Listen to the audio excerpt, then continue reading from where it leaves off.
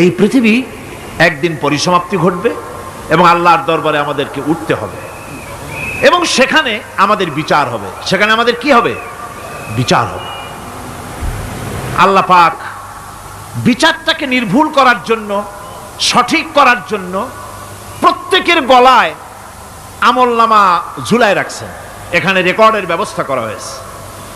আল্লাহ পাক বলছেন, ওয়া কুল্লা ইনসানিন আলজামনাহু তাইরাহু ফি উনুকিহি ওয়া নুখরিজু লাহু ইয়াওমাল কিয়ামাতি কিতাবান ইয়ালকাহু মানশুরা। আল্লাহ পাক বলেন, প্রত্যেকের ভালো মন্দ কর্মফল, কর্মলিপি আমি তার গলায় ঝুলায় রেখেছি। কিয়ামতের দিন সে নিজের কাছে স্পষ্ট সব দেখতে পারবে, কোনো জিনিস বাদ পড়বে না। তার গলায় তার আমলনামা ঝুলানো আছে, সব রেকর্ড হতেছে। আমরা যা করছি সবগুলি রেকর্ড হয়ে যাচ্ছে। বর্তমান বিজ্ঞানীরা আবিষ্কার করেছে যে মানুষের শরীরের ভিতরে ডিএনএ আছে, রক্তের ভিতরে ডিএনএ। এটা একটা কোড। মানুষের রক্তের ভিতরে ডিএনএ আছে। যেমন তার ব্রেনের ভিতরে কতগুলি কোষ আছে, এক একটা কোষ এক এক ধরনের কাজ করে, অনুরূপভাবে তার শরীরের ভিতরে রক্তের ভিতরে ডিএনএ আছে। এই ডিএনএটা কি? এই ডিএনএটা হচ্ছে, এই ডিএনএ একটা কম্পিউটারের মতো কাজ করতেছে। লোকটা কি করবে, কোথায় যাবে, সে ভালো হবে মন্দ হবে কি হবে, সব তার ডিএনএর মধ্যে রেকর্ডকৃত আছে। এটা বোঝার জন্য একটা সুন্দর দৃষ্টান্ত দেওয়া যায়। যেমন এই কাগজটাকে আপনারা মনে করুন একটা গাড়ির ব্লুপ্রিন্ট, একটা গাড়ির ব্লুপ্রিন্ট। এখানে লেখা আছে গাড়ি কিভাবে তৈরি হবে। এই কাগজটা নিয়ে ঘরের মধ্যে রেখে দিলেন। এখন এই কাগজটা থেকেই অটোমেটিক গাড়ির উইন্ডো তৈরি হলো, শিল তৈরি হলো, গাড়ির বডি তৈরি হলো, চেসিস তৈরি হলো, টায়ার তৈরি হলো, ইঞ্জিন তৈরি হলো, ব্যাটারি তৈরি হলো, পেট্রোল নিল, আর কোনো রকমের ড্রাইভার ছাড়াই গাড়ি চলতে আরম্ভ করলো। এই কথাটা যদি মনের মাথার মধ্যে আনতে পারেন যে এটা কিভাবে হইতে পারে, এতে লেখা অনুযায়ী যেভাবে হওয়া যদি সম্ভব হয়, অনুরূপভাবে মানুষের রক্তের ভিতরে ডিএনএ এরা আবিষ্কার করেছে।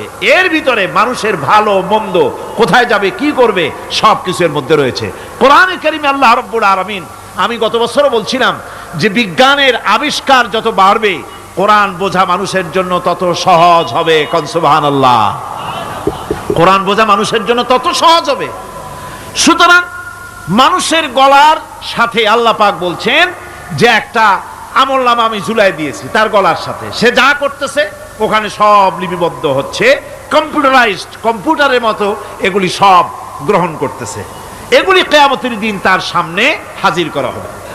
কিয়ামতে যখন আমলনামা তার সামনে দিয়ে বলা হবে, ইকরা কিতাবাকা কাফা বিনাফসিকাল ইয়াওমা আলাইকা হাসিবা, তাকে বলা হবে নিজের কর্মলিপি নিজেই পড়ো, আজ তুমি তোমার নিজের হিসাব নিতে যথেষ্ট।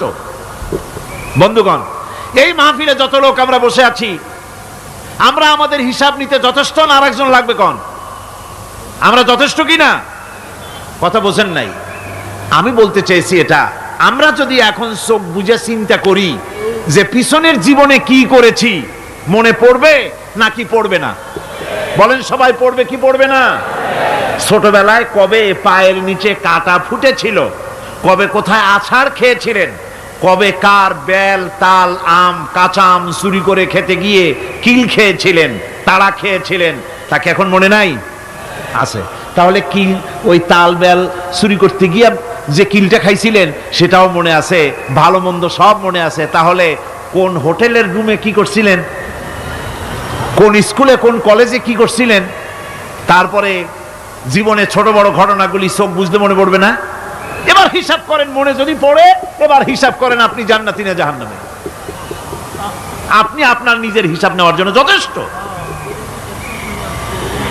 তাকে হিসাব করতে বলা হবে, তোমার হিসাব, তোমার নিজের হিসাব নেওয়ার জন্য তুমি যথেষ্ট, তোমার হিসাব তুমি নিজেই করো, এটা পড়ো।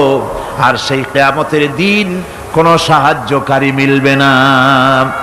লান তানফাকুম আরহামুকুম ওয়ালা আওলাদুকুম ইয়াউমাল কিয়ামাহ। লান তানফাকুম, কিয়ামতের দিন কোনো ফায়দা হবে না, অবশ্যই কোনো ফায়দা হবে না, কোনো উপকারে আসবে না। কিয়ামতের দিন তোমার সন্তান, তোমার স্ত্রী, তোমার মাল, তোমার সম্পদ কোনো উপকারে আসবে না। কিয়ামতের ময়দানে সেদিন সব তোমার সাথে বিচ্ছেদ করবে, সব পালায় যাবে। সেখানে উৎকোষেরও কোনো কারবার নাই যে ঘুষ টুস দিয়া, ফেরেশতাদের কোনো রকম বুঝবাজ দিয়া, আলাদা কোনো চোরাগলি পথ দিয়া একেবারে ফুট করে ভেসতে চলে যাবেন, এমন কোনো সুযোগ নাই। অনেকে বলে হুজুর এমন কিছু দোয়া শিখায় দেন যাতে ওই সব জেহাদ বোমা এগুলি খুব ভয় পাই, ওসব রাস্তা টাস্তা না, খুব সহজে কিছু দোয়া দুরুদ করিয়া আস্তে করে জান্নাতে চলে যাওয়া যায়, এরকম একটা দোয়া, এরকম একটা পথ বলে দেন। আমি বলি ভাই, এরকমের কোন চোরাগলি আমার রাসূল আবিষ্কার করতে পারেন নাই, আল্লাহর পয়গম্বরের ওই ধরনের কোন পথ আবিষ্কার করতে পারেন নাই। সেখানে কিয়ামতের দিন কাউকে উৎকোষ গ্রহণ করার কেউ নাই, উৎকোষ দেওয়া যাবে না। আর উৎকোষ দিবি না বা কি, আপনার কাছে কিছু নাইও, থাকলেও নেওয়ার কেউ নাই। এই দুনিয়ায় ফাঁকিবাজি করে বহুত কিছু করা যায়, কিন্তু কিয়ামতের মাঠে এগুলি কিছুই চলবে না। আল-ইয়াওমা লা ইয়ানফাউ মালুন ওয়ালা বানুন, কিয়ামতের দিন ধন, সন্তান, সন্ততি আর সম্পদ কোনো কাজে লাগবে না। সেদিন শুধু আমল যদি ভালো হয় কাজে লাগবে, আমল খারাপ হবে সব শেষ হয়ে যাবে। আল্লাহ রাব্বুল আলামিন নবীজিকে ডেকে বলেছেন, নবী আপনি বলেন, কুল মা কুনতু বিদআম মিনার রাসূল, আপনি বলুন আমি কোন নতুন রাসূল নই, আমার আগে অনেক নবী রাসূল পৃথিবীতে এসেছেন, তারা বিদায় হয়ে গেছেন। আমি জানি না কিয়ামতের দিন আল্লাহ রাব্বুল আলামিন আমার সাথে কি ব্যবহার করবেন, আর আমি এও জানি না যে কিয়ামতের দিন আল্লাহ পাক তোমাদের সাথে কি ব্যবহার করবেন। এই আয়াত নাজিল হওয়ার পর আল্লাহর হাবিব তার মেয়েকে ডাকলেন, জামাইকে ডাকলেন, নাতিদেরকে ডাকলেন, আহলে বাইতদেরকে ডাকলেন, আর বললেন, ও আমার মেয়ে, কলিজার টুকরা ফাতেমা গো শোনো, কেবলমাত্র আয়াত নাজিল হয়ে গেল, আল্লাহ পাক আমাকে শোনায়ছেন কিয়ামতের দিন আমি জানি না আমার সঙ্গে কি ব্যবহার করা হবে, আর এও জানি না যে তোমাদের সাথে কি ব্যবহার করা হবে। ও আমার কলিজার টুকরা মেয়ে ফাতেমা, কিয়ামতের দিন মুহাম্মদ সাল্লাল্লাহু আলাইহি সাল্লামের মেয়ে, এই হিসাবে তোমার নাজাতের ফয়সালা হবে না। ও আমার কলিজার টুকরা নাতি হাসান আর হোসেন, কিয়ামতের দিন মুহাম্মদ সাল্লাল্লাহু আলাইহি সাল্লামের নাতি হিসাবে ফয়সালা হবে না। ও আমার জামাই হযরতে আলী, কিয়ামতের দিন আমার জামাই হিসাবে নাজাতের ফয়সালা হবে না। আমল যদি ভালো হয় ফয়সালা ভালো হবে, জান্নাতে চলে যাবে। আমল যদি খারাপ হয় কার নাতি কার জামাই দেখা হবে না। সুবহানাল্লাহ, কঠিন কিয়ামতের মাঠ। এই পরকালের বিশ্বাস যদি কলজার মধ্যে ঢোকে মানুষ ভালো হয়ে যাবে। কোন সুবহানাল্লাহ। আপনাদের দৃষ্টিতে পারবে, কথার জবাব যে দিলেন না। পুলিশে কি মানুষের চরিত্র ভালো বানাইতে পারবে? পুলিশের চরিত্র ভালো বানাবে কেডা? সেটাই তো কথা। মানুষের চরিত্র যাতে ভালো থাকে, মানুষের জন্য খারাপ কাম না করে, সেজন্য পুলিশ যাতে খারাপ কাম না করে সেজন্য আরো একটা ডিপার্টমেন্ট আছে না, তারা যাতে খারাপ কাজ না করে সেজন্য আর একটা আছে। এন্টি করাপশনের আবার এন্টি করাপশন আছে, তার উপর আবার এন্টি করাপশন আছে। এন্টিটার অভাব নাই। সুতরাং পুলিশ দিয়া, বিডিআর দিয়া, আর্মি দিয়া মানুষের, দেশের, জাতির চরিত্র ভালো বানানো যায় না। রাসূলুল্লাহ এ দিয়ে বানান নাই, এটা ইসলামের নিয়ম নয়। পুলিশ দিয়া, আর্মি দিয়া দেশের মানুষের চরিত্র ভালো বানানো যায় না। চরিত্র ভালো বানানো যায় কেবলমাত্র পরকালের ভয় দিয়া। কিসের ভয় দিয়া? ওই যে মক্কার জীবনে ওই সমস্ত মানুষগুলি যারা চুরি করত, ডাকাতি করত, জেনা করত, বদমাশি করত, যারা শয়তানি করত, যারা মানুষকে খুন করত, এই মানুষগুলি এত ভালো হয়ে গেল, যারা চুরি ছেড়ে দিল, ডাকাতি ছেড়ে দিল, জেনা ব্যভিচার ছেড়ে দিল, এত ভালো হয়ে গেল, পৃথিবীর মধ্যে সেরা মানুষ তারা হয়ে গেলেন। জোরে বলেন সুবহানাল্লাহ। নবীর সাহাবীরা পৃথিবীর শ্রেষ্ঠ সন্তান, নবীর সাহাবীরা পৃথিবীর সেরা মানুষ, তাদের চাইতে সেরা মানুষ নবীদের পরে আর কেউ হতে পারে না। জোরে কোন সুবহানাল্লাহ। নবীর পরে পৃথিবীতে শ্রেষ্ঠ মানুষ কারা? সাহাবায়ে কেরাম রিদওয়ানুল্লাহ তাআলা আলাইহিম আজমাইন। ওনারা তো কুফরের মধ্যে ছিলেন, শিরকের মধ্যে ছিলেন, চুরি ডাকাতি জেনা ব্যভিচার এমন কোনো পাপ নাই যা করা হয়নি। তারপরে যখন আল্লাহর নবীর কাছ থেকে তাওহীদ, রিসালাত ও আখিরাতের দাওয়াত পেলেন, কি সোনার মানুষ এক একজন হয়ে গেলেন। সুবহানাল্লাহ। যারা ছিলেন নারীর সতীত্বের জম, তারা হয়ে গেলেন নারীর সতীত্বের পাহারাদার। যারা মানুষের মাল চুরি করত, ডাকাতি করত, তারা রাতভর মানুষের মালের পাহারা দিল, মানুষের রক্তের পাহারা দিল। সুবহানাল্লাহ বিহামদি। রক্ত সম্পদের পাহারা দিল। রাসূল বললেন, খাইরুল কুরুনে কারনি, সর্বশ্রেষ্ঠ যুগ তো আমার যুগ। বন্ধুগণ, এরপরে একটা জীবন আসবে ওই কিয়ামতের ময়দানে। এই পরকালের বিশ্বাসটা গুরুত্বপূর্ণ ব্যাপার। আমাদের সব কিছুর হিসাব দেওয়া লাগবে। আল্লাহ পাক বলেন, ইন্নাস সামআ ওয়াল বাসারা ওয়াল ফুআদা কুল্লু উলাইকা আনহু মাসউলা।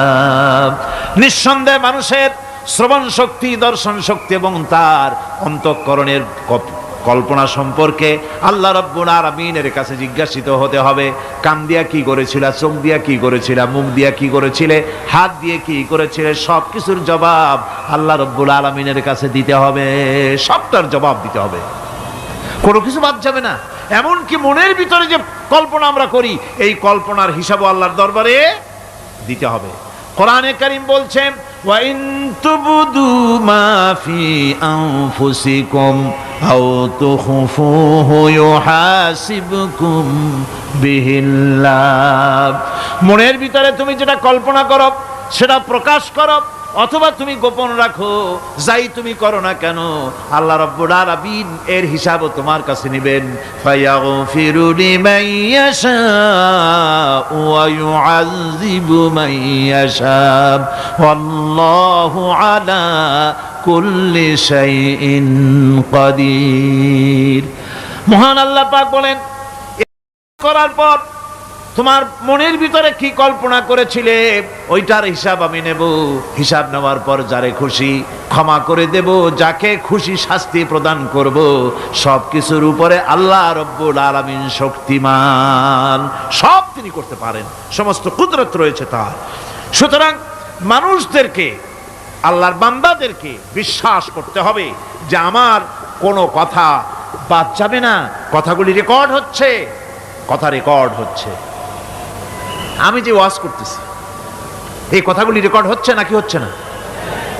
অনেক টেপ রেকর্ডার রেকর্ড হচ্ছে, অডিও ভিডিও হচ্ছে। আজ থেকে 50 বছর পর যদি এই রেকর্ড বাজানো হয়, আমাকে যদি বলা হয় যে আপনি অমুক জায়গায় অমুক কথা বলেছেন, আমি যদি বলি না আমি কথা বলি নাই, তারপরে যদি রেকর্ড বাজানো হয়, তাহলে আমি কথা যে বলি নাই যদি বলি, তাহলে এটা ধরা পড়বে না? সেখানে ধরা পড়বে না?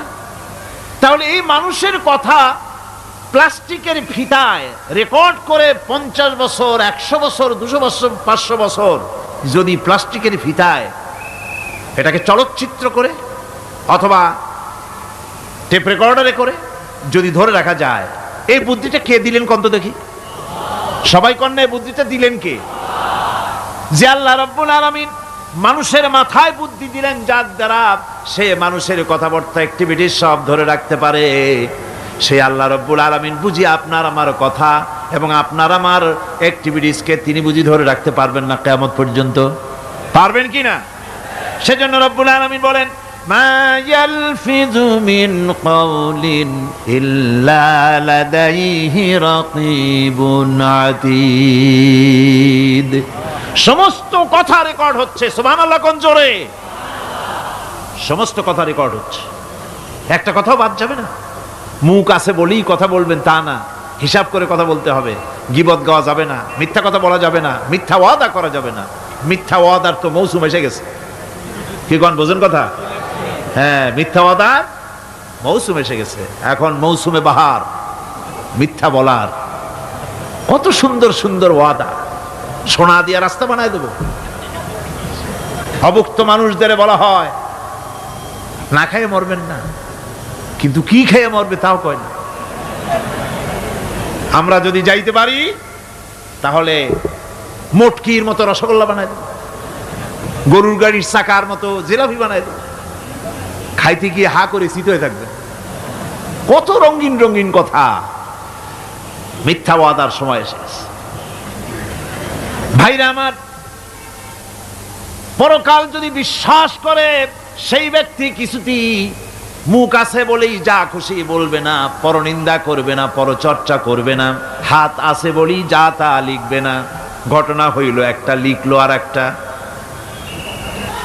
কলম একটা আছে বলেই যা খুশি তা লেখা যায় না, মুখ আছে বলেই যা খুশি তা বলা যায় না, চোখ আছে বলেই যা খুশি তা দেখা যায় না। গরু খাওয়া জায়েজ করা হয়েছে বলে গরুর লেজ থেকে মাথা পর্যন্ত পাইকারি দরে সব খাওয়া যায় না। গরু খাওয়া হারাম না হালাল? হালাল। পাইকারি দরে লেজ থেকে মাথা পর্যন্ত সব খাওয়া হালাল না। ওর মধ্যে আল্লাহ কিছু হারাম রেখে দিছে, সেগুলোকে বাইসে খাইতে হবে। আল্লাহ দেখতে চান পাইকারি দরে জম্মের খাওয়া খাও না আমার হারামগুলি বাদ দিয়ে খাও, নিষেধ করাগুলি বাদ দিয়ে খাও। মুখ আছে বলেই যা খুশি তা বলা যাবে না, কান আছে বলেই যা খুশি তা শোনা যাবে না, চোখ আছে বলেই যা খুশি তা দেখা যাবে না, হাত পা আছে বলেই যা খুশি তা করা যাবে না। সবটার পেছনে আল্লাহ রাব্বুল আলামিনকে ভয় করা লাগবে। মহান আল্লাহ রাব্বুল আলামিন বলে, বান্দারে তোমার সমস্ত কার্যাবলী এমনকি তোমার চাহনিটা পর্যন্ত কার দিকে কি নিয়তে তাকায়ছো কেউ জানে না, আমি আল্লাহ রাব্বুল আলামিন জানি। وَيَعْلَمُ خَائِنَةَ الْأَعْيُنِ وَمَا تُخْفِي الصُّدُورُ। তোমার অন্তঃকরণ কি জিনিস গোপন করে আর তোমার চক্ষু কি লুকোচুরি খেলে আমি টের পাই। সুবহানাল্লাহ বিহামদি।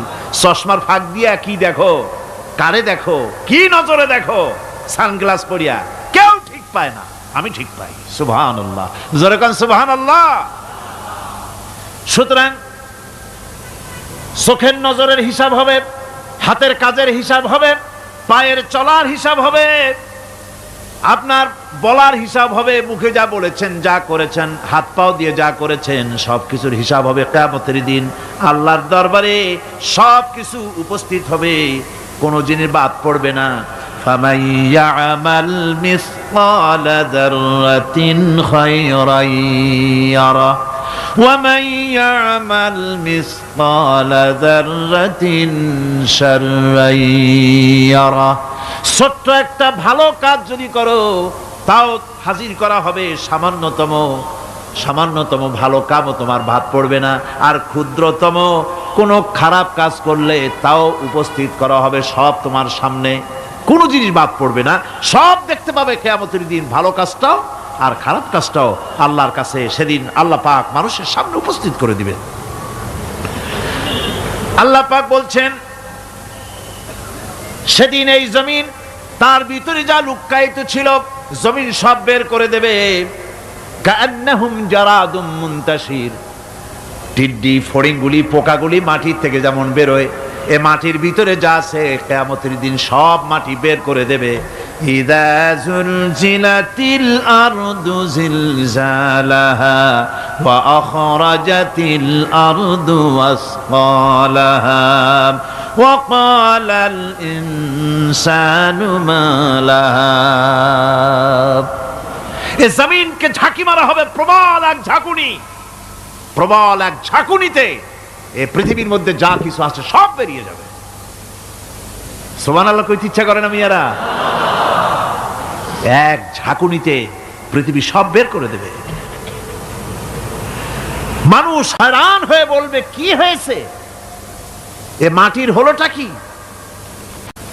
আমার বন্ধুগণ, মানুষ হয়রান হয়ে গিয়ে বলবে মাটির কি হলো? আল্লাহ রাব্বুল আলামিন বলেন ইয়াউমাইযিন তুহাদ্দিসু আখবারাহা বিআন্না রাব্বাকা আওহালাহা। জমিনের উপরে যা ঘটেছে জমিন তা সব বের করে দেবে, সব প্রকাশ করে দেবে। আর এটা এই জন্য হবে যেহেতু তার রবের হুকুম হয়েছে।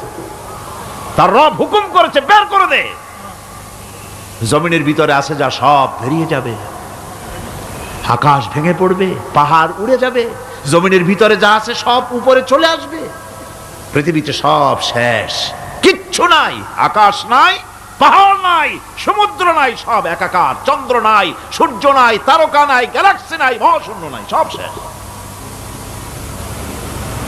আল্লাহ রাব্বুল আলামিন সমস্ত ফেরেশতাদেরকে শেষ করে দিবেন, সকলের মওত হয়ে যাবে, কেউ আর থাকবে না, এমনকি হযরতে আজরাইল মালাকুল মউত তিনিও থাকবেন না, সব আল্লাহ রাব্বুল আলামিন মৃত্যু করে দিবেন।